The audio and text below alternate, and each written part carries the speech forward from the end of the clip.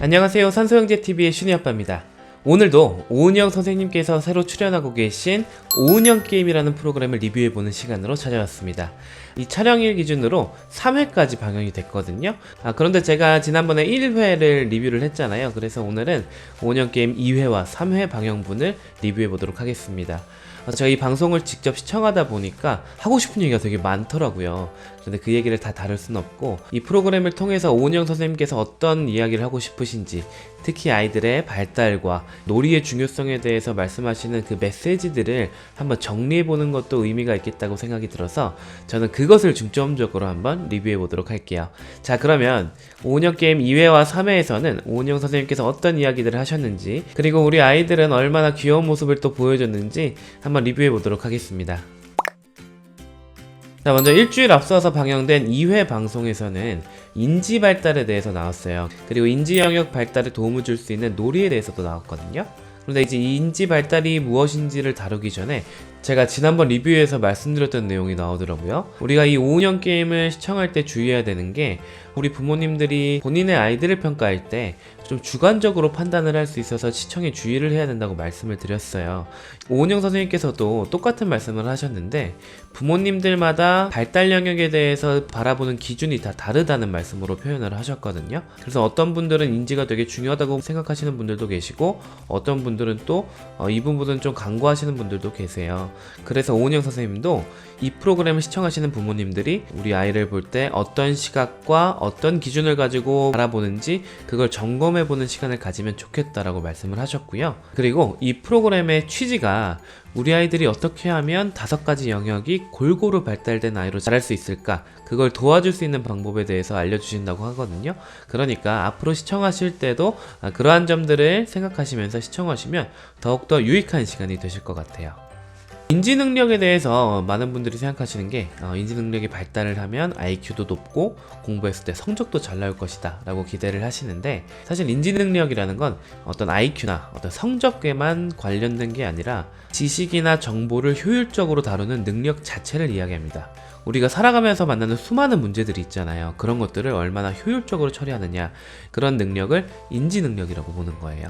본격적인 프로그램에 들어가기 앞서서 이 인지 발달에 대한 많은 질문을 받는 그런 상담소 같은 시간을 갖더라고요. 그 중에서 저도 흥미롭게 본 질문이 이 선행학습을 꼭 시켜야 되느냐라는 질문이었어요. 선행학습은 시키면 안 좋다라는 분도 있는데, 남들 다 시키면은 불안하고 그러잖아요. 이것에 대해서 오은영 선생님은 어떻게 말씀하시냐면, 우리 부모님이 아이에게 뭔가 가르치는 건 정말 중요한 역할이고, 아이에게 아무것도 가르치지 않는 것은 학대에 해당한다 라고 설명을 하셨어요. 그러면은 선행학습을 해야 되나 오해를 할 수도 있지만, 꼭 그렇게 말씀을 하시는 게 아니라, 우리 아이들이 뭔가 배운다는 것은 성적이나 학습에 집중된, 그것에 국한된 배움이 아니라 배우는 것 자체를 통해서 우리 아이들이 두뇌 발달을 이뤄낸다는 게 중요하다는 거예요. 그리고 두뇌 발달 뿐만이 아니라 아이들이 모르는 걸 알아가면서 자기 효능감을 느끼게 되는 것도 정말 중요하다고 말씀을 하시고, 아이들의 발달 능력에 따라서 조금 고려를 해야 되고, 보통의 아이들이라면 한 학기 정도 선행학습하는 건 괜찮은데 1년, 2년 많이 앞서가는 것은 너무 욕심이다 라고 생각을 하신다고 하세요.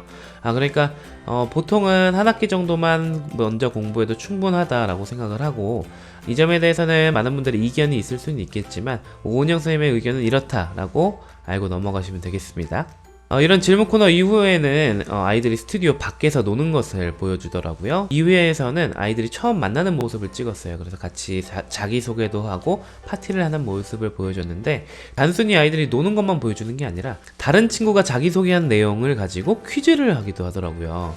그런데 되게 놀라운 게, 아이들이 생각보다 다른 친구가 한 얘기들을 많이 기억하고 있어요. 이런 것들도 인지 발달에 굉장히 중요한 체크 포인트라고 합니다. 그리고 팀을 나눠서 같이 먹을 간식을 사오기도 하더라고요. 그렇게 심부름을 가는 것도 인지 능력이 얼마나 발달됐는지 체크해보는 되게 좋은 방법이잖아요. 또 재밌는 게, 아이들이 발달 유형별로 되게 다양한 모습을 보여주더라고요. 그래서 그것도 참 재밌는 모습이었습니다.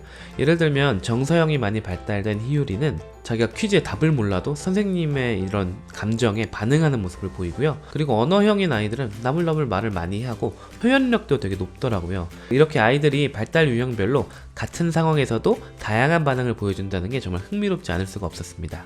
여기서 소은이는 낯을 많이 가리더라고요. 그래서 낯을 많이 가리는 아이들은 어떻게 하면 좋을까? 오은영쌤이 또 팁을 주셨는데 아이들이 충분히 그 상황과 사람들에 적응할 수 있는 시간을 주라고 말씀을 하시더라고요. 저도 항상 낯을 많이 가리는 아이들에게 부모님이 조급하면 안 되고 아이에게 적응할 시간을 주고 안심을 시켜주셔라 라고 설명을 드리는데, 오은영 선생님도 낯 가리는 아이에 대해서 같은 처방을 해주셨습니다. 프로그램 후반에는 드디어 이제 스튜디오에서 아빠와 아이가 같이 노는 모습을 보여주는데요. 여러가지 발달에 도움이 되는 놀이들을 준비를 해서 아빠들이 아이들과 놀아주는 모습을 관찰을 하고 오은영 선생님이 거기에 피드백을 주는 형식이었습니다. 제가 지난번 첫 번째 리뷰 영상에서 이 프로그램에 나오는 놀이들 집에서 하기 어렵지 않을까? 그런 말씀을 드렸는데, 정말 신기하게도 오은영 선생님께서 이 방송에서는 여러 가지를 보여주기 위해서 많이 준비를 해놨지만 집에서는 하나하나 조금씩 응용해가면서 도전해보시는 게 좋겠다라고 말씀을 하시더라고요. 그래서 저도 이 영상을 한번 보고 나니까 이 놀이들 집에 있는 재료들로 충분히 응용이 가능하겠다 싶었어요. 그래서 영상을 보시는 분들이 우리 아이와 집에서 재밌게 놀아보는 놀이 방법을 만들어 보는 것도 좋을 것 같습니다. 자, 이제 오늘 아이들과 놀아준 아빠들에게 우리 오은영 선생님이 어떤 피드백을 주셨는지 살펴볼까요? 일단 우리 부모님들이 가장 많이 실수하는 게, 이게 인지발달에 중요한 놀이라고 하면 인지발달이라는 포인트에 너무 집중을 하잖아요. 그런데 그것보다는 이게 놀이라는 것에 조금 더 초점을 맞추고 아이와 함께 노는 시간이니까 즐겁고 행복한 감정을 엄마 아빠가 느끼고 있다는 걸 충분히 표현해 주라고 하시더라고요. 그리고 나이가 조금 있어서 인지가 발달하는 아이들한테는 이게 어떤 데 도움이 되는 거야 라고 설명을 해주는 것도 좋은 방법이라고 합니다.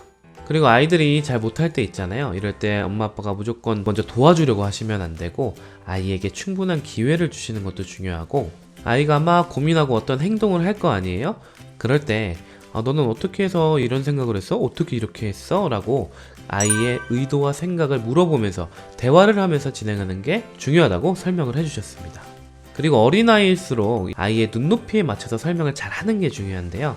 이게 아이와 시간을 많이 보내는 주로 엄마들 같은 경우는 괜찮은데 밖에서 일을 많이 하시는 양육자분들 같은 경우는 우리 아이의 눈높이에 맞춰서 대화하는 게 좀 어려워요. 그래서 최대한 말을 좀 쉽게 하도록 노력을 하시고, 아이 눈높이에 맞춰서 설명하는 게 어렵다라고 하면 시각화를 이용해서 설명을 하라고 하십니다. 예를 들면 아이가 뺄셈을 잘 못한다고 하면 2 빼기 1은 1이야 라고 가르치는 것보다, 자, 손가락이 2개 있어. 그런데 여기서 하나를 접었어.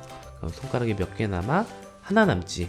이런 식으로 눈으로 보이게 설명을 하시는 게 더 효율적인 방법이 되겠습니다. 그리고 또 중요한 건 놀이의 그 미션들, 과제에 너무 집중하기보다는 이 놀이에 참석하는 우리 아이를 먼저 생각하시고 리액션을 하실 때도 충분히 많이 해주시고 함께 즐거운 시간을 보내시는 게 중요하겠어요. 자, 그리고 이어진 3회 방송에서는 신체 운동 발달에 대해서 다루었습니다. 신체 운동이라는 거는 우리가 걷거나 뛰는 그런 전신적인 운동도 있고요.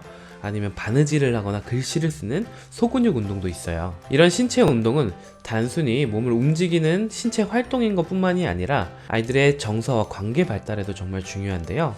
오은영 선생님께서 그 예를 드신 게 신체 운동이 많이 발달된 신청 아이들 같은 경우는 몸이 불안하면 마음도 같이 불안해진다라고 설명을 하시더라고요. 오은영 선생님의 상담소 시간이 있었는데 여기서는 에너지가 넘치는 아이들 밤에 잘 안 자면 어떻게 해야 되냐, 이 질문이 있었거든요. 아이들이 보통 낮잠도 자고 밤잠도 자는데 낮잠과 밤잠의 퀄리티의 차이가 있습니다. 그래서 밤잠을 잘 자는 게 훨씬 더 중요하고, 어떤 수면 교육법을 하든 가장 중요한 건 아이가 규칙적인 수면 생활을 가질 수 있도록 규칙성이 있게, 그리고 잠을 잘 때는 자는 분위기를 충분히 느끼고 잘 수 있도록 그런 환경을 만들어주는 게 중요하다고 해요. 또 말씀하신 게 아이들이 푹 자는 게 중요하니까 늦게 퇴근한 우리 아빠들이나 엄마들 밤늦게 겨우 재운 아이 보고 싶다고 막 깨우시면 안 된다라는 겁니다. 아이들은 푹 자는 게 중요해요. 이번 회차의 야외 촬영은 태권도장에서 이루어졌는데 신체 활동을 하기 정말 좋은 곳이죠. 우리 아이들이 거기서 많이 힘을 쓰고 오기도 하고요. 여기서 아이들이 많은 운동을 하기도 하고 송판 깨기를 하기도 했는데, 그런 활동들을 하면서 아이들이 성취감을 얻는 장면도 많이 보여주었습니다. 그리고 태권도장에서도 아이들이 발달 유형별로 정말 다양한 모습을 보여주는데 이것도 재미있는 시청 포인트예요. 그리고 이어진 스튜디오에서의 놀이 시간에는 신체 활동에 많이 집중된 놀이들이 준비되어 있었는데요. 이 활동들을 통해서 아이들이 내 몸을 어떻게 움직이는지 이해하고 긴장과 이완도 조절을 하고 그리고 지나친 흥분을 하지 않도록 행동을 조절하는 능력을 배울 수 있다고 합니다. 그래서 어떤 놀이들이 있었는지 한번 간략하게 살펴보면요. 어린아이들이 한 놀이 같은 경우는 아빠와 아이가 대결을 하는 거예요. 그래서 포스트잇을 몸에 막 붙여가지고 흔들어서 떨어뜨리는 놀이와 찰흙을 이렇게 눌러가지고 종이를 덮고 그리고 공으로 볼링핀을 쓰러뜨리는 놀이들이 준비되어 있었습니다. 이 세 가지 놀이 중에서 몸에 포스트잇을 붙이는 놀이는 우리가 신체 활동을 하려면 우리 몸에 대해서 잘 이해를 해야 되잖아요. 그래서 포스트잇을 여러 군데 붙이면서 우리 몸 곳곳을 이해하는 좋은 교육이 된다라고 설명을 해주셨는데 아빠들이 다 가슴팍에만 붙이시더라고요. 그래서 그걸 보면서 조금 안타까운 마음이 들었습니다. 그래도 배우 정준호 씨가 이제 지난번 2회에 이어서 두 번째로 놀이를 하고 오은영 선생님께 피드백을 받았거든요. 그랬더니 확실히 방송 2회 때보다 이번에 훨씬 잘 놀아주시더라고요. 아이와 노는 분위기도 훨씬 편해졌고 이 프로그램의 막내인 아이의 눈높이에 맞춰서 설명을 하시는 능력이 정말 좋아졌다는 걸 느꼈습니다. 하지만 놀이가 끝났을 때 너무 승패에만 집중하는 모습을 보여서 좀 아쉬웠고 그런 승패보다는 아이가 잘 해낸 것에 대한 감정 표현, 칭찬 그런 것들에 좀 더 집중을 하면 좋겠다고 하시더라고요. 그리고 감정을 표현할 때는 그냥 말로만 하는 것보다 야 잘했어 신난다 이런 식으로 몸으로 함께 표현하는 것도 정말 좋은 방법이라는 팁을 얻었습니다. 이런 경쟁을 하는 놀이에서 그럼 아이들한테 매번 져줘야 되나 이런 생각도 드시잖아요. 그런데 오은영 선생님은 오히려 어른들이 계속 져주면 안 된다고 하시더라고요. 이게 왜 그러냐면 아이에게 계속 져주기만 하면 아이들은 이겨야 재밌는 거라고 인식을 하게 된다는 겁니다. 그 아이들이 어떤 경쟁에서 꼭 이겨야만 좋다라는 것보다는 정정당당하게 대결을 하고 승패 결과에 상관없이 그것을 즐길 수 있도록 가르쳐야 된다라고 하시더라고요. 생각을 해보니까 올림픽 정신이 그런 거잖아요. 참가의 의의를 두고 그 자체를 즐기는 것. 그래서 그런 것들을 좀 유의해서 아이들과 놀아주시는 것도 중요할 것 같아요. 그리고 나이가 조금 있는 친구들 같은 경우는 난이도가 조금 더 있더라고요. 지형지물을 이용해서 화산의 분화구를 막는 그런 놀이를 하였는데 그런데 용암이 막 흐르는 곳을 헤쳐나가야 되는 그런 무서운 컨셉이더라고요. 그래서 저도 이거를 어떤 분위기로 놀이를 이끌어가야 되나 궁금했는데 오은영 선생님께서는 이 상황을 너무 무서워하는 아이들 같은 경우는 이 상황이 놀이 상황이라는 것을 충분히 설명해서 아이를 안심시키고 그 다음에 그 상황에 들어가는 게 더 좋다고 말씀을 하셨습니다. 이거는 겁이 많은 아이들에게 특히 더 꿀팁인 것 같아요. 그리고 이 놀이의 마지막에는 아이들이 아빠를 밟고 가야 그 단계를 마무리할 수 있는 그런 코너가 있었는데 저는 이걸 볼 때 굳이 이 장면을 왜 넣었을까 생각이 들었는데 정리할 때 말씀하시는 걸 들어보니까 아이들이 놀이를 통해서 부모님의 사랑을 느낄 수 있다는 걸 가르쳐주기 위한 큰 그림이셨더라고요.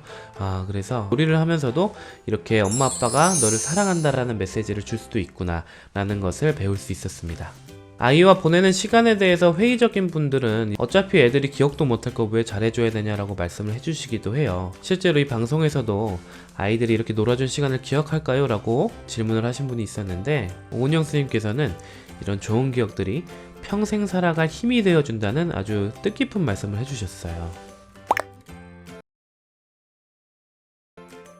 아이들에게 쏟는 노력과 정성이 마치 다 빠져나가는 느낌이 들 때가 많거든요.